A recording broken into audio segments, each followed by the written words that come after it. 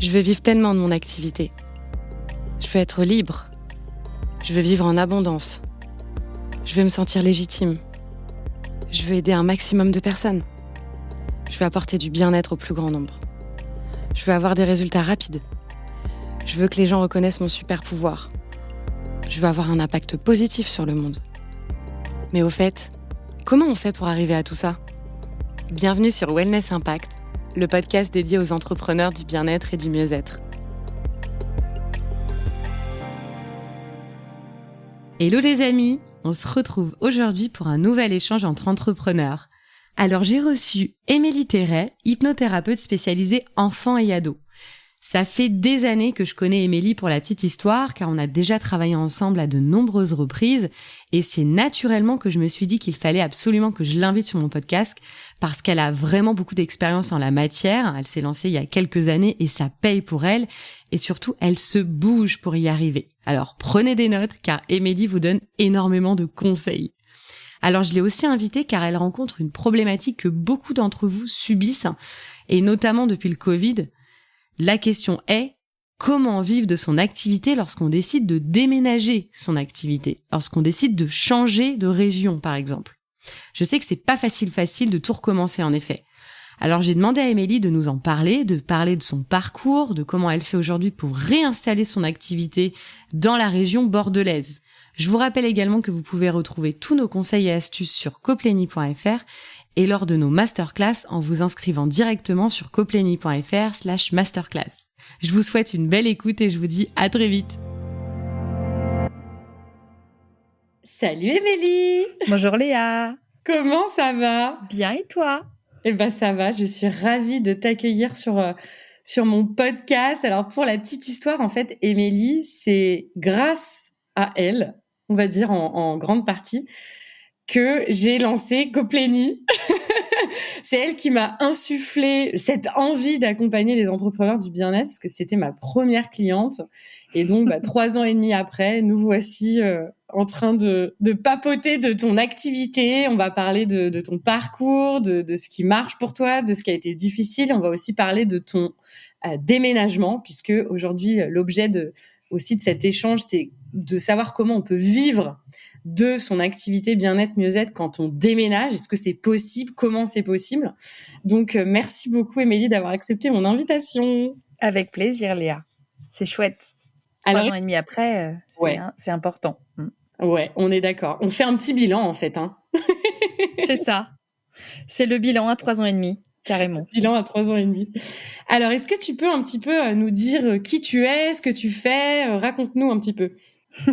Avec plaisir. Alors moi, je suis Émilie Terray, j'ai 39 ans, j'ai été manager pendant 15 ans et je me suis reconvertie en 2018-2019 à l'hypnose dans un premier temps, au coaching, et puis je me suis formée au fur et à mesure parce que je crois que dans nos métiers, on a du mal à s'arrêter de se former. Je suis spécialisée dans l'accompagnement des enfants, des ados. Je travaille sur la famille. J'adore ça. J'étais en région parisienne, à Gif-sur-Yvette, en Essonne, plus précisément, auparavant. Et j'ai quitté pour arriver en région bordelaise en septembre 2022. Voilà. Je suis maman de 2 enfants qui ont 9 et 7 ans. Et puis voilà, c'est déjà pas mal. C'est déjà pas mal, t'as plein de casquettes en fait. Carrément. Alors du coup, quand tu t'es lancée, est-ce que tu peux nous raconter un peu comment ça s'est passé tes premières années, avant ce déménagement ? Alors j'ai eu de la chance, enfin non, j'ai pas eu de la chance. Je me sens chanceuse parce que tout s'est super bien passé. Honnêtement, je me suis installée en septembre 2019. Donc quand on y repense maintenant avec le recul, on se dit « Oula, début 2020, comment ça s'est passé ?» Mais en fait, tout s'est super bien passé parce que j'étais dans une région très dynamique où l'hypnose était déjà relativement connue. J'ai eu la chance des rencontres et puis d'avoir pu accompagner des personnes qui avaient véritablement besoin de mon aide, qui m'ont recommandé et qui ont été des bonnes recommandations, entre guillemets, parce que j'ai eu la chance de toucher une pédiatre, j'ai eu la chance de toucher des psychologues, de toucher différents accompagnants, je vais dire, d'enfants et d'ados. Et du coup, ça m'a permis de fonctionner très bien. J'étais très heureuse de l'évolution de mon cabinet parce que très rapidement, j'ai pu en vivre sans avoir de difficultés quelconques. La clientèle arrivait relativement facilement. Maintenant, on avait bien préparé le truc, hein. Je me souviens d'une discussion de 2018, toutes les deux. J'étais dans la salle de bain, on m'occupait de mes enfants et où je t'avais eu au téléphone en me disant « Mais moi, j'ai trop peur. J'ai trop peur que mes clients, ils viennent pas. » Et je crois que la situation, ma localisation, mon personnage aussi, hein, qui je suis, ma formation, a fait que ça a bien fonctionné. Tout ce que j'ai mis en place en face a bien marché. Donc voilà un petit peu les premières années. Ce qu'elle ne dit pas parce qu'Émilie est modeste, c'est qu'elle travaille énormément, que tu t'es donné. Moi, je te connais très bien. Alors, elle dit qu'elle a eu de la chance, mais il n'y a pas que de la chance, il y a aussi beaucoup de travail. Tu t'es créé des opportunités, il faut quand même que tu le dises. Tu as démarché. Est-ce que tu peux nous dire un petit peu quelles actions pour toi ont fonctionné quand tu étais en Île-de-France ? Alors, ce qui a bien fonctionné en Île-de-France, c'est plusieurs choses. J'ai voulu, au début, que tout le monde me voie. C'est-à-dire que je sois visible partout. Je sais pas si, tu nous diras mieux que moi, hein, Léa, là-dessus, mais il me semble que pour pouvoir avoir l'acte d'achat, il faut l'avoir vu 7 fois, c'est pas ça ? Oui, c'est ça. Donc moi, j'étais partie dans cette idée-là. Je veux être un incontournable de l'accompagnement des enfants et des ados à Gif-sur-Yvette. C'était vraiment mon objectif. Donc c'était en fait ta vision, quoi. Voilà. C'était ma vision. Ouais, exactement. Je voulais absolument être l'incontournable sur ce sujet-là. Et donc, du coup, ce que j'ai fait qui a bien fonctionné, c'est que j'ai créé des cartes postales avec une jolie citation, avec une photo de moi derrière et un petit mot en disant quelles étaient les applications d'hypnose, comment on pouvait s'en servir et comment je pouvais accompagner les enfants, les ados et les familles dans ce cadre-là. Et j'ai déposé ça dans toutes les boîtes aux lettres aux 5 km autour de chez moi. J'en ai déposé 1500, je crois, un truc comme ça, le truc de dingue. Bon, ça a pris plusieurs semaines, hein, bien entendu, on est d'accord, mais ça a bien marché. Après, j'ai travaillé un peu mon réseau, en allant à des rencontres réseau aussi, ça c'était pas mal aussi. J'étais très active sur les réseaux sociaux, Facebook, Instagram, LinkedIn un peu, mais pas tant que ça. Et puis voilà, très rapidement, j'ai essayé de récupérer des adresses mail pour pouvoir faire des newsletters, mettre à jour mon blog, des choses comme ça. Et je crois que c'est ça qui a fait que ça a bien fonctionné. Et puis, tu avais un réseau aussi de prescripteurs qui, pour toi, a été très important. Exactement. C'est qu'en fait, très rapidement aussi, oui, ça, je ne l'ai pas dit. Très rapidement, quand j'accompagnais un enfant et que ça se passait bien, je demandais aux parents d'en parler au médecin. Ça fonctionne pas mal. C'est-à-dire que quand le médecin il voit un enfant qui est venu, qui allait voir un hypno pour l'énurésie, pour du pipi au lit, ou bien pour du stress, ou bien pour d'autres choses, et que ça a bien fonctionné, eh ben, il hésite moins à vous envoyer quelqu'un par la suite. Et donc ça a bien marché, c'est vrai. Oui, complètement. Les recommandations du corps médical ont énormément de poids. Et puis, mais toi, tu as été les démarcher. Comment tu as fait ? C'est-à-dire que tu as été les voir, tu as parlé de toi. Comment ça s'est passé ? Pas en région parisienne. Là, je suis en train de le faire où je suis aujourd'hui. C'est un exercice qui n'est pas simple. Je ne l'ai pas fait en région parisienne, j'ai pas eu besoin. Et puis très rapidement, moi en région parisienne, quoi qu'on en dise, on est arrivé en 2020 et très vite on a eu le Covid. Donc on a été confinés. Et en fait, moi ça a été une super opportunité, c'est que ça m'a obligée à travailler différemment, à développer ma présence sur les réseaux, à parler de ce que je faisais, à développer les séances en ligne. Et en fait, ça n'a pas ralenti. Mon activité a continué pendant cette période-là. Donc tout ça a été positif. Pour revenir à l'histoire des prescripteurs et des médecins, je ne suis pas allée les approcher. En fait, j'ai une espèce de petit complexe par rapport à ça, c'est que j'ai l'impression qu'ils sont inaccessibles et que c'est compliqué d'y accéder. Donc, ce que je fais, c'est que quand je vois un médecin pour mes enfants ou pour moi, je dépose des cartes et j'explique ce que je fais, systématiquement, dans ce cadre-là. Mais j'ai beaucoup de mal à aller les approcher pour leur dire « Hello, j'existe ». En fait, tu l'as fait d'une manière beaucoup plus spontanée et naturelle. Tu t'es créé des opportunités finalement en faisant ça aussi. C'est ça. Trop cool. C'est ça. Trop cool. Et donc, du coup, tu disais que tu arrivais aujourd'hui à vivre de ton activité. Enfin, quand tu étais en tout cas en Île-de-France, tu avais combien de séances ? Parce que tu sais, je te pose cette question parce que souvent on me dit oui, c'est dur de vivre que de son cabinet. Et souvent, je donne ton exemple. Parce que je dis, non, en fait, c'est possible. Toi, tu avais combien de séances ? Tu dégageais à peu près combien de chiffre d'affaires ? Moi, j'avais à l'époque entre 80 et 120 séances, moi. Donc, je faisais entre 20 et 30 séances semaine. Donc, ça dégageait un chiffre d'affaires entre 4 000 et 5 000 euros. Moi. Ok, on parle bien de chiffre d'affaires, pas de revenus, d'accord? Pas de revenus. Non, Pour non. nos éditeurs. Ouais, c'est important. C'est important. Oui, puis il y a beaucoup de réinvestissements. Il y a beaucoup aussi, moi, très vite, j'ai payé de la TVA puisque j'ai dépassé le plafond de TVA du coup dès la première année, etc., etc. Donc au final, c'est pas du tout ce montant-là que j'avais dans ma poche, mais c'était quand même ce chiffre d'affaires que je générais par cette activité. Admettons, demain, moi, je me lance en tant que hypno. Quel conseil tu pourrais me donner pour que j'arrive à avoir des clients? Premier conseil, localisation. Réfléchissez à où vous vous localisez. On n'a pas du tout la même population sur une pratique en médecine alternative, médecine douce, d'accompagnement dans le bien-être, quand on est dans un endroit CSP+, que quand on est dans un endroit où il y a moins de moyens, clairement. Ça ne veut pas dire qu'il ne faut pas aider. Moi, je dis toujours, j'adore faire de l'hypnose solidaire, c'est-à-dire que j'accompagne gratuitement, ça m'arrive. Ou alors à tout petit prix, ça m'arrive. Mais pourquoi je le fais? Parce que je suis payée à côté. Parce que je facture mes séances à côté. Je ne peux pas faire que du solidaire, c'est pas possible. En tout cas, j'ai 2 enfants à nourrir, j'ai une maison à payer et je peux pas le faire. Donc je le fais que parce que j'ai une rentrée d'argent qui passe. Et donc du coup, la localisation pour moi est essentielle. Si je suis localisée à un endroit où 1, j'ai pas de réseau, ou 2, il n'y a pas les moyens, ça ne peut pas fonctionner. En tout cas pour moi, ma croyance à moi. Ça, c'est quelque chose qui est super important. Autre chose, travaillez la manière dont vous vous présentez. Parfois, on a un petit syndrome de l'imposteur en se disant je veux pas trop me la péter. Je veux pas. Stop. On ose. On parle de son activité. Il n'y a pas une journée où je ne parle pas à 1 ou 2 personnes de ce que je fais et de pourquoi je le fais. Et ça, je l'ai fait dès le premier jour où j'ai commencé à me former. Parler de ce qu'on fait, en parler, accrocher toutes les opportunités qui pourraient se présenter. J'en sais rien, moi, une proposition de conférence, une opportunité de live sur les réseaux, une opportunité de rencontre à un autre endroit, peu importe. Montrez-vous. Je crois que c'est Donc vraiment les choses à dire. ça va avec j'assume ce que je fais, j'assume ce choix de la Exactement. reconversion, ma responsabilité de m'être reconvertie. J'assume ce choix en fait pleinement. C'est ça en fait que tu veux dire.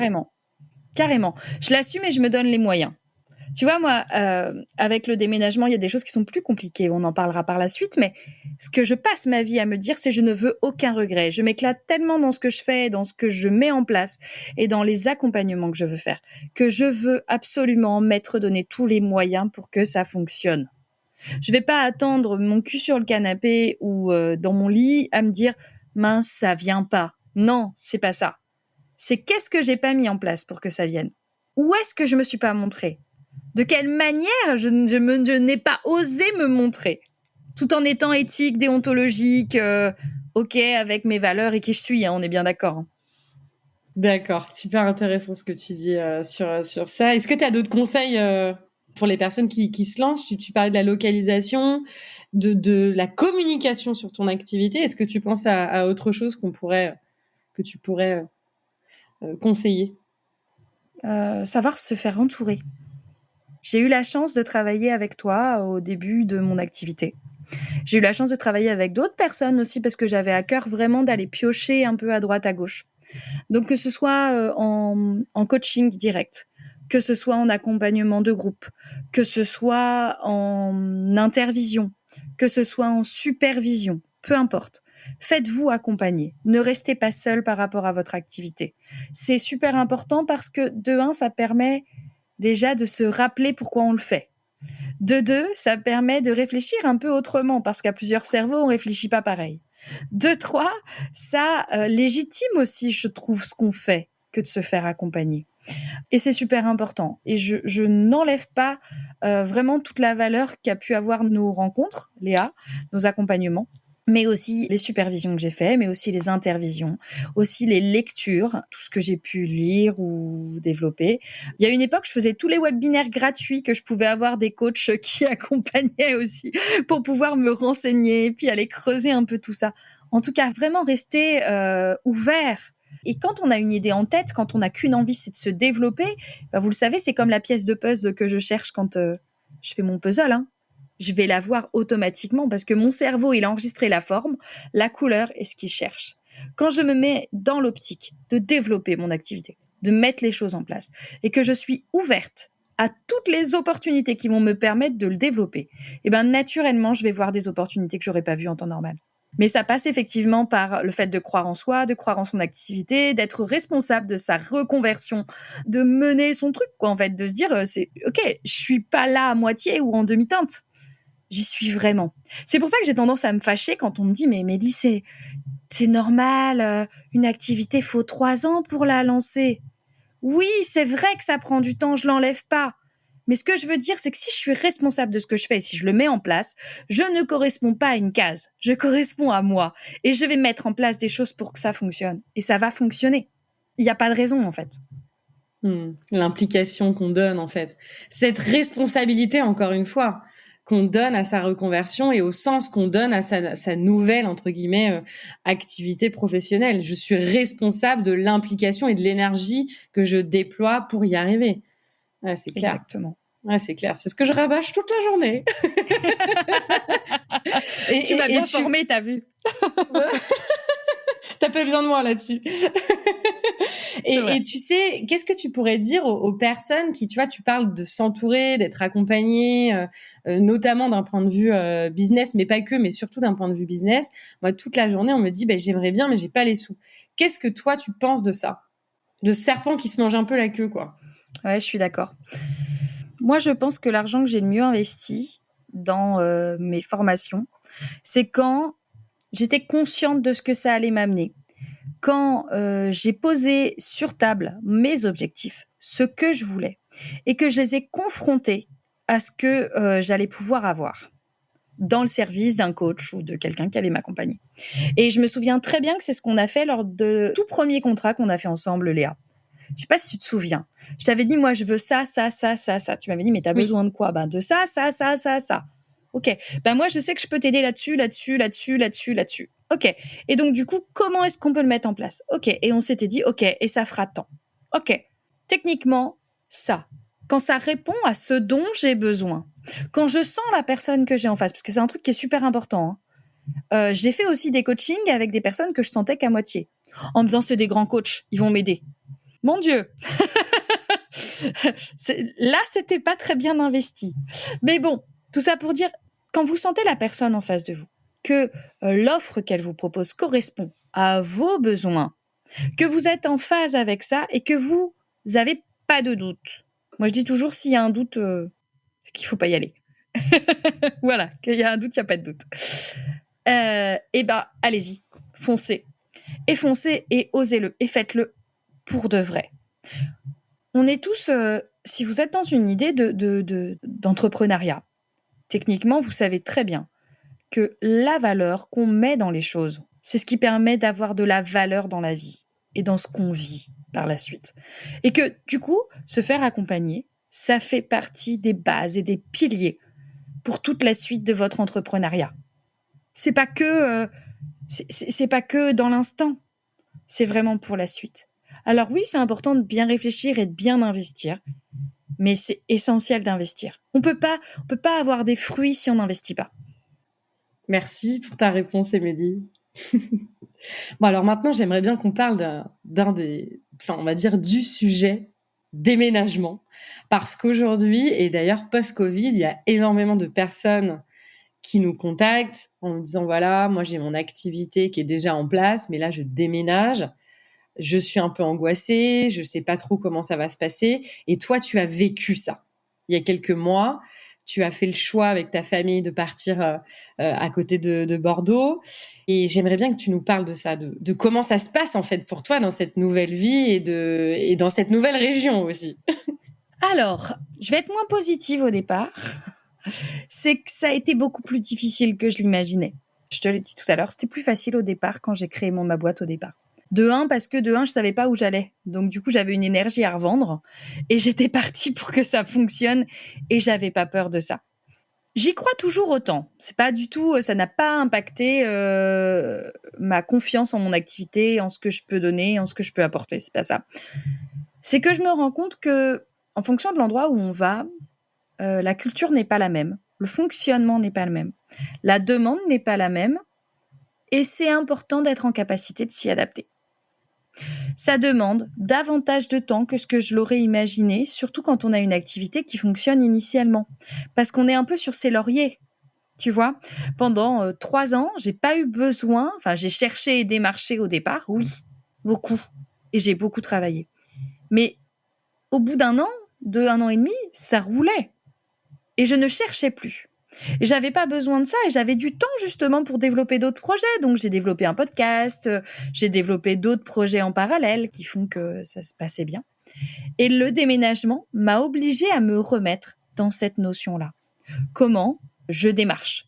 Comment je fonctionne dans un monde qui est pas tout à fait similaire? La région parisienne et la région bordelaise, même s'il y a beaucoup de Parisiens qui vont à Bordeaux, c'est quand même pas tout à fait la même culture. Et donc, du coup, il est nécessaire de se réinventer. Mais en même temps, c'est un merveilleux cadeau, quoi. Enfin, moi, j'aime pas m'ennuyer, donc j'aime bien quand ça change. Donc, c'est vraiment chouette. Mais ça oblige à réfléchir différemment. Ça oblige à sortir de sa zone de confort. Ça oblige à proposer d'autres services aussi que ceux qu'on proposait initialement. Est-ce que, par exemple, tu disais que c'était différent d'une région à l'autre. Est-ce que tu as un exemple de choses qui fonctionnent pas pareil? Ouais. En région parisienne, les parents venaient beaucoup me voir en me disant moi, je veux pas passer par le médical pour de l'énurésie, quoi. Et on voit le médecin, il nous propose un médicament. Moi, je trouve ça un peu intrusif dès le départ pour du pipi au lit d'aller voir le médecin et de donner un médicament. Et je préférerais qu'on tente autrement. Et c'est pour ça qu'ils venaient me voir. Ça marchait aussi comme ça avec les adolescents pour le stress. Non, mais le médecin nous dit d'aller voir un psy, mais moi j'ai vraiment envie qu'on essaye de manière plus douce, quoi. On n'a pas besoin de rentrer dans un process médical. On a envie que ça se passe rapidement, en fait, dans la notion de thérapie brève et d'accompagnement bref. Ici, c'est pas ça. Les gens sont plus dans l'idée de non, mais moi j'ai un vrai problème, faut que j'aille voir un vrai médecin. Je vais pas aller juste voir un hypno parce que l'hypno, c'est pour les phobies, les machins, les trucs, mais les petits trucs. Moi, j'ai un vrai problème avec mon gamin. Donc, du coup, je veux vraiment qu'il aille mieux, donc je vais vraiment voir un médecin. Et je sais que j'ai des connaissances qui m'ont recommandé sur des problématiques de stress, de sommeil et de ce genre de choses. Et les gamins sont suivis depuis 8 mois par un psychologue de la région. Je dis pas que c'est pas bien la psychologie, hein. C'est pas ça que je suis en train de dire, c'est que c'est pas la même pratique. Ça n'a pas le même impact sur l'enfant. La et donc, même en fait, place. la même place. Et je me rends compte que, clairement, il faut que je change ma manière de communiquer sur mon activité. Il faut que j'éduque ou que j'élève ou que je donne accès à l'information de ce qu'est que l'hypnose pour enfants. À quel point c'est magique, à quel point ça permet de débloquer des choses chez les enfants. Il y a beaucoup plus de résistance, tu vois, par exemple, par ici, qu'il y en avait en région parisienne. D'accord, ok. Donc du coup, adaptabilité aussi, du coup. Carrément. Résilience, du coup. Oui, c'est ça. Et mis à part ça, comment aujourd'hui, toi, tu arrives avec... Donc en fait, tu as eu une grosse phase d'observation avant de te lancer dans d'autres actions, finalement. Pas si grosse que ça, parce qu'en fait, très rapidement, je me suis rendu compte que ça apprenait pas. Alors attention, ça prenait pas. J'ai jamais fait une semaine avec 0 séance, hein. J'ai ouvert le cabinet en septembre. Voilà, j'ai fait un mois de septembre, je crois, à 20 séances dans le mois. J'ai fait un mois d'octobre à 30 séances, un mois de décembre à 40. J'étais trop contente. Et puis janvier, c'est redescendu, mais c'est redescendu apparemment partout. On est reparti sur 25 séances. Aujourd'hui, je fais entre 25 et 30 séances mois. Donc c'est beaucoup moins que ce que je faisais, c'est sûr, mais très rapidement, en fait, dès novembre, décembre, je me suis dit, oula, il va falloir trouver une solution quand même pour que ça puisse se développer autrement. Donc, comme tu le dis, effectivement, résilience, se réinventer, réfléchir autrement. Donc là, j'ai réfléchi et j'ai approché les écoles, par exemple. J'ai approché les écoles pour proposer des prestats aux écoles, aux associations des parents d'élèves. Et pour preuve, cette semaine, je fais une conférence pour l'association des parents d'élèves dans une salle de la commune pour présenter et travailler sur les émotions de l'enfant. Donc en fait, ça m'oblige à me réinventer, à proposer d'autres choses, à proposer des prestations plus adaptées au milieu et à aussi travailler sur l'éducation dont je te parlais tout à l'heure. C'est-à-dire quoi de mieux que de faire une conférence devant 40 à 50 parents, qu'on va probablement rediffuser sur les réseaux sociaux, etc., etc. Quoi de mieux que ce moment-là pour présenter ce que je fais et pourquoi je le fais et pourquoi ça a une valeur ajoutée pour vos enfants. Je reviens juste sur ce que tu disais juste avant, parce qu'en fait, quand t'es arrivé, t'avais déjà 10, 15, 20, 30 séances. Comment t'as fait? Parce que c'est ce qu'ils vont se demander, nos auditeurs et nos auditrices. Comment t'arrives dans une nouvelle région, t'as déjà des rendez-vous? Comment ça se passe? Eh ben, très vite, j'ai refait ce que j'avais fait en région parisienne. Donc, j'ai refait mes histoires de cartes postales. Donc ça a quand même plutôt bien marché. J'avais pas 10 séances par semaine à l'époque. J'avais 10 séances par mois au début. 10-12 séances mois, tu vois. Donc, il y a eu ça. Après, je me suis montrée à tous les événements de la commune au départ. C'est-à-dire, je suis allée à l'apéritif réseau, je suis allée aux rencontres des nouveaux arrivants. Je me baladais jamais sans une carte. Allez hop, on distribue. À chaque fois que je passe acheter du pain, je remets des cartes à la boulangerie pour être sûr qu'il y en ait. Tu vois, vraiment, c'est cette notion-là. C'est cette idée d'assumer et de parler de ce qu'on fait. C'est toujours ce truc-là. Donc ça a très bien marché. Puis des choses bêtes, c'est-à-dire que quand vous racontez à la boulangère ce que vous faites, eh ben il y a la dame derrière qui vous dit ah bon vous faites ça parce que ma petite fille elle a des problèmes d'énurésie depuis très longtemps et elle s'en sort pas. Bah voilà ma carte, n'hésitez pas. Puis vous dites à votre fille puisque c'était sa petite fille, la fille de sa fille, de m'appeler.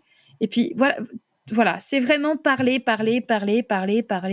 Ne pas hésiter à s'investir dans les associations. Très vite, moi j'ai approché aussi la radio locale. J'habite à Saint-Aubin-de-Médoc, il y a une radio de Saint-Aubin-de-Médoc, pour pouvoir être interviewée par cette radio, pour pouvoir parler de ce que je fais encore une fois.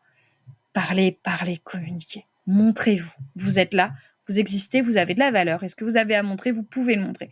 Et ça, c'est vraiment ce que j'ai mis en place quand je suis arrivée. Donc, c'est comme ça que ça a fonctionné.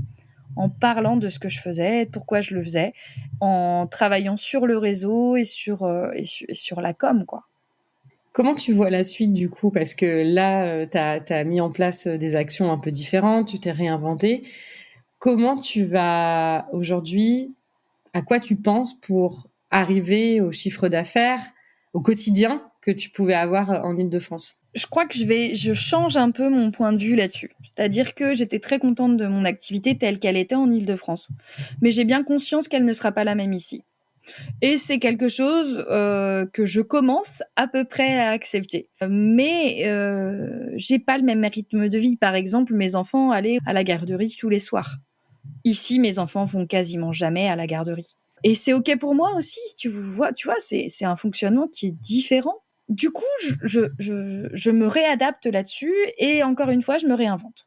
Et je prends énormément de plaisir à faire des ateliers. Donc là, je suis en train de voir avec les directrices des écoles pour pouvoir faire des ateliers pour accompagner les enfants dans les problématiques de harcèlement, par exemple. À faire des ateliers avec les maîtresses et les classes, à faire des choses un petit peu comme ça, qui sont différentes et qui m'apportent aussi beaucoup de plaisir.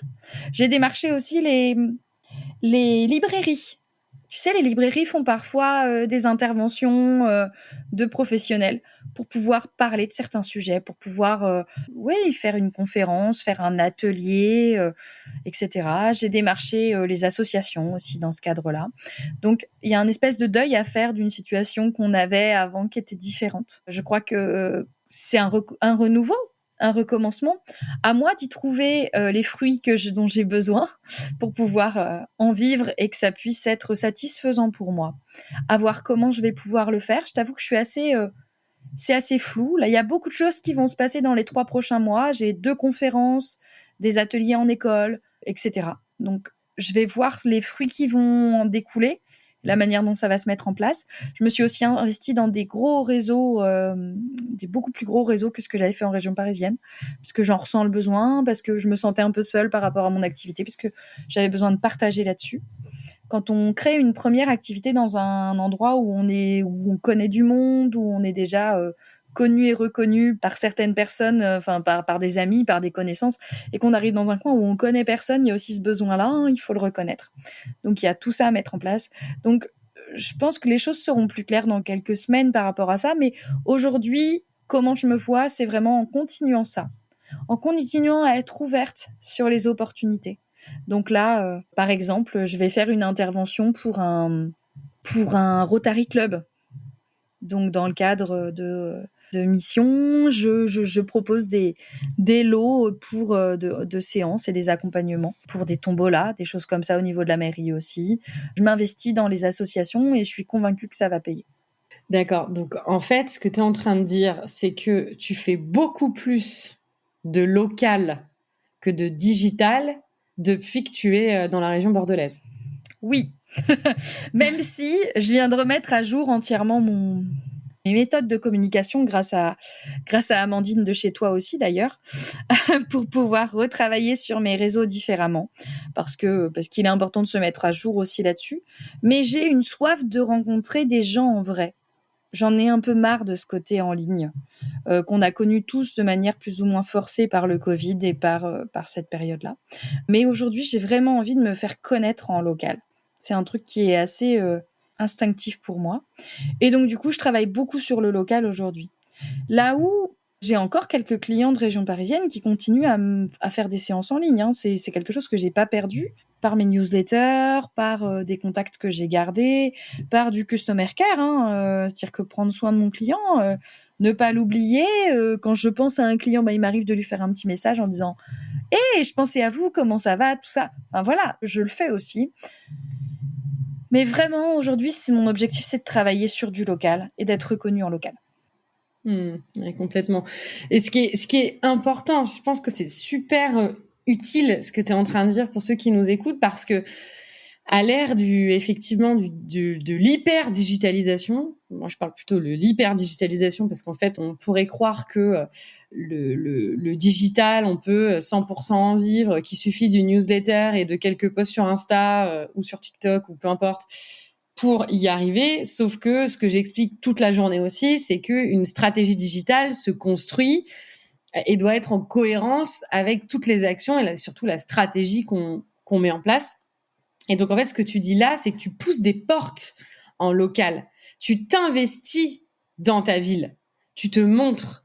Alors après, me dira-t-on que c'est ta personnalité et qu'on est tout un peu différentes. Sauf que si, et j'aimerais bien te poser la question aussi et savoir ce que tu en penses, si tu as décidé d'être indépendante, alors au début, tu n'as pas décidé d'être entrepreneur, tu as décidé d'être hypnothérapeute. Et donc, cette notion d'indépendance, elle est arrivée, on va dire, un peu de manière pas forcée, mais ça va avec, quoi. En tout cas pour toi. Et du coup, ce que je voulais dire, c'est que ton rôle d'indépendante, tu l'as compris, toi, très vite. Et tu t'es dit, mais en fait, s'il y a personne qui pousse des portes à ma place, il va rien se passer, quoi. C'est ça. Et moi, j'ai envie de rajouter aussi, qui donne reçoit. Je ne recevrai rien si je ne donne pas. Je ne serai jamais reconnue si je ne me montre pas, si je ne suis pas là. Donc, c'est super important ce truc-là. Tu me disais que je suis venue à l'entrepreneuriat après l'hypnose. Oui, c'est vrai. Mais aujourd'hui, j'aime davantage presque l'entrepreneuriat que l'hypnose. Je le dis avec beaucoup de bienveillance, hein. C'est pas que j'aime pas mon métier, c'est pas ça. C'est que j'aime cette indépendance. Putain, mais c'est trop bien. C'est-à-dire que si demain j'ai envie de faire une conférence, je fais une conférence. Enfin, je me donne les moyens pour faire une conférence. Si demain j'ai envie de faire une intervention en entreprise pour parler de l'inclusion de la femme dans l'entreprise, je vais faire ça. Si demain j'ai envie de m'investir pour une association qui accompagne les enfants neuroatypiques, je peux le faire. Là où quand j'étais salariée dans une grosse boîte et où j'étais manager, aujourd'hui il fallait sortir l'état de compte d'un tel. Et demain il fallait relancer un tel parce qu'il n'avait pas payé son truc. Ouais, ok. Mais j'ai une ampleur des possibles qui est bien plus grande devant moi aujourd'hui que je n'ai jamais eu auparavant. Et ça, c'est vachement chouette. Et c'est vraiment important ce truc-là de « je peux tout ». C'est une croyance que j'ai qui m'aide beaucoup. Tout m'est possible. Il suffit que je mette les choses en place. Et oui, parfois, ça n'arrive pas aussi vite que ce que je voudrais. Et oui, parfois, il faut lâcher son ego. J'écoutais un podcast récemment de Fabien Olicard qui disait qu'il n'attachait pas son ego à ce qu'il faisait. Ce qui faisait que quand c'était raté, c'est pas grave. C'est cette notion d'essai-erreur. Léa, tu me connais depuis 3 ans et demi. Je me suis plantée une paquet de fois sur les choses que j'ai mis en place. Mais si je m'étais pas plantée, je ne saurais pas comment le remonter derrière ou comment le remonter différemment. Je crois que j'ai créé 3 podcasts. Il n'y en a plus qu'un qui est en place. Mais j'en ai créé 3. Et c'est pour ça que celui qui reste en place, il reste en place et il est chouette et j'ai appris de ça. Et je crois que c'est ça qui est important. C'est vraiment d'essayer, essayer et avoir cette notion de avec mes mains, je montre une ouverture, mais d'ampleur des possibles. Tout est possible. Je peux tout. Mais je peux tout à partir du moment où je suis alignée avec moi, où je suis OK avec ce que je fais, où je sais aussi prendre des temps off. Enfin, je te disais tout à l'heure, mes enfants vont très peu au centre le soir parce que je les récupère au moins 2 à 3 fois par semaine à 16h30. Parce que c'est important pour moi et que ça me fait du bien. Génial. Je suis ravie que tu puisses trouver un équilibre comme ça et que tu sois OK autant avec tout ce que tu as à faire et comment le faire. C'est super, bravo. Avec plaisir. C'est cool. Et c'est pas tous les jours facile, attention. Je fais la maline, mais c'est pas simple. Mais ça veut pas dire que c'est pas challengeant et que ça fait pas du bien. C'est cool aussi. Ah, c'est clair. Est-ce que tu peux nous dire un petit peu les personnes qui t'inspirent, qui te donnent des idées, qui te challenge? Alors, vous me voyez pas comme c'est un podcast, mais je viens de faire une grimace bizarre parce que je ne suis pas du tout. Si, il y a des personnes qui vont m'inspirer, mais c'est rarement une personne en entier. C'est un petit bout, tu vois. J'aime beaucoup, je parlais de Fabien Olicard tout à l'heure. J'aime beaucoup sa manière d'avoir monté son truc au moment où on n'y croyait pas forcément. Enfin, quand vous connaissez un peu son histoire, vous comprendrez un petit peu. J'aime beaucoup certains personnages qui ont pu se lancer. Je pense à des formes. Enfin, je pense à des. Je sais pas à qui je pense, mais je pense à des gens. Je pense aussi à des formateurs que j'ai pu avoir en formation. Mais je me suis rendu compte que ce que j'aimais chez eux, c'est une petite partie. Tu vois, je me suis lancée dans un réseau et il y a une entrepreneure que j'admire énormément parce qu'elle est hyper positive, parce qu'elle est toujours dans l'allant, parce qu'elle s'adapte à tout le monde, parce qu'elle a une capacité d'adaptation qui est dingue pour plein de raisons. Mais en fait, c'est cette partie-là que j'aime d'elle. Enfin, tu vois, qui m'inspire. J'ai du mal avec le côté global d'une personne. J'ai un peu rejeté la religion chez mes parents quand j'étais gamine. Tu vois, je peux pas admirer de manière universelle. J'apprécie et j'admire certaines choses.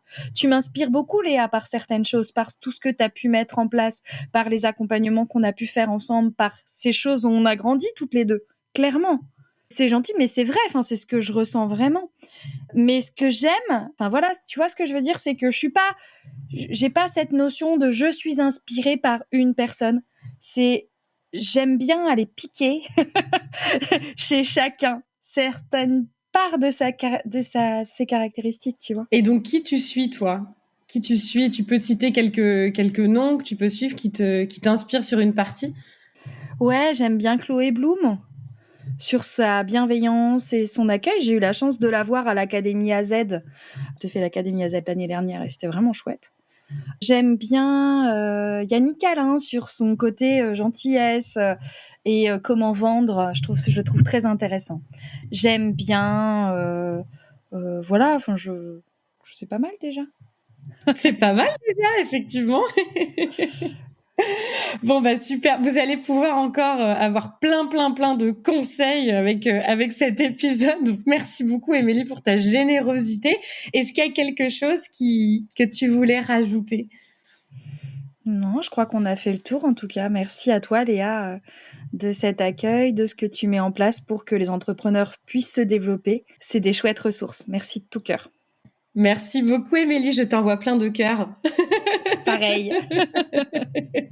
Je te dis à très vite et puis je vous souhaite une belle journée, soirée, en fonction de quand vous écouterez cet épisode. À bientôt. À bientôt. Merci d'avoir écouté cet épisode. J'espère qu'il saura t'aider et t'éclairer. N'hésite pas à le diffuser à un maximum de personnes.